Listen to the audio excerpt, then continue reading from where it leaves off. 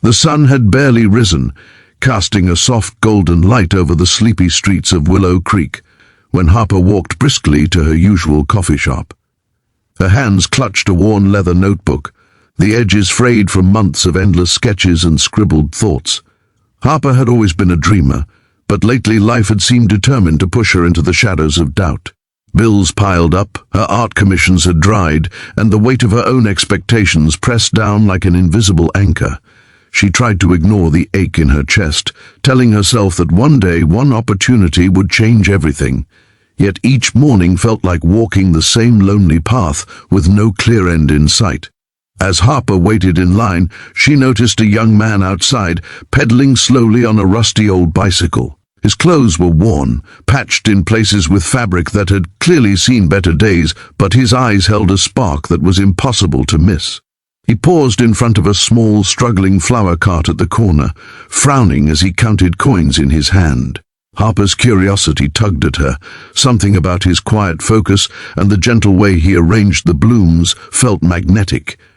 She didn't realize she was holding her breath until he finally smiled at the old vendor, handing over every coin he had, and climbed back onto his bike with a humble grace. That small act, almost invisible to anyone else, made Harper's chest tighten in a way she couldn't explain. Before we move forward, if you believe in the power of kindness and second chances, make sure to like, comment, share, and subscribe to our channel Kindness Spark. Stories like this remind us that even the smallest gestures can change someone's life forever. Harper finished her coffee and stepped outside, drawn by an almost magnetic pull toward the young man. His name, she would later learn, was Asher, though at that moment he was just a boy on a bike who seemed to carry more weight on his shoulders than anyone should have to bear. The first encounter was fleeting, just a glance and a faint, awkward nod, but it planted a seed in Harper's heart. There was a sincerity in him that contrasted sharply with the pretense she had grown so used to in her city life. Over the next few days, Harper found herself crossing paths with Asher more often than chance would allow.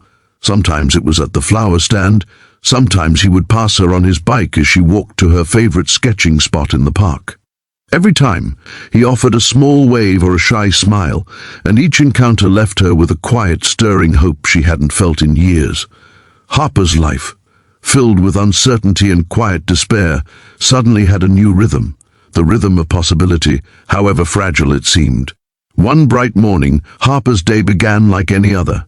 She was struggling to balance her sketchbook, a coffee cup, and a small package of paints she had picked up, when she tripped over an uneven sidewalk. The package went flying, and in a heartbeat, Asher was there. He caught her, steadying her as she laughed nervously, cheeks flushed. The small incident could have been insignificant, but it sparked a conversation that would change everything. Asher's life was far from easy. He worked long hours delivering newspapers and helping at a local thrift store, all while saving every penny for his younger sister, who was sick and needed medical care. Harper listened, captivated not only by his story, but by his unwavering optimism in the face of hardship. It was humbling to realize that the boy she had assumed was just poor was, in truth, carrying responsibilities that would overwhelm most adults. And yet, he did it all without complaint, without bitterness, just quiet determination and a gentle heart. One afternoon, Harper was walking home from her tiny apartment when she saw Asher struggling with a flat tire on his bike. Without hesitation, she ran over, offering the only assistance she could, holding the bike steady while he worked. The sun glinted off the sweat on his brow, highlighting the fine determination in his features. He glanced at her, a mix of surprise and gratitude in his eyes, and for the first time, Harper felt the wall she had built around herself start to crumble. She realized that she had spent so long judging lives by appearances that she had almost missed seeing the goodness in the world. Days turned into weeks, and Harper and Asher's bond grew quietly, like a flower blooming in a shaded corner. They shared stories, laughter, and sometimes comfortable silence as they watched the world pass by from the park bench. Harper's art began to flourish again, inspired by the resilience she saw in Asher's life. She started painting with a passion she hadn't felt in years, capturing moments of pure, unfiltered human kindness. The old vendor's smile, a stray dog finding warmth in the morning sun, and always the boy on the bike who refused to let life's hardships break him. Then came the day that would test Harper's newfound hope. She was walking home when she noticed Asher's sister, a fragile girl named Clara, sitting alone on the steps of their apartment building, shivering and pale. Panic surged through Harper as she rushed over, realizing that Asher had been juggling so much, and now the toll was becoming unbearable. Harper knew she couldn't just watch from the sidelines anymore. She reached out to her small network of friends and local donors, rallying resources for Clara's medical care. It was daunting, exhausting work, but with each small success, Harper felt a sense of purpose she hadn't known she was missing.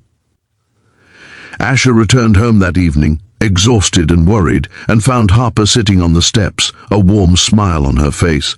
He barely recognized the energy in her eyes. The same eyes that had been clouded with doubt and fear now shone with determination and hope. Harper explained what she had done, and for the first time, Asher's usual reserved expression broke into something full and unguarded. Joy and disbelief mixed together. It was the kind of smile that could light up a room, and Harper felt her heart swell in response.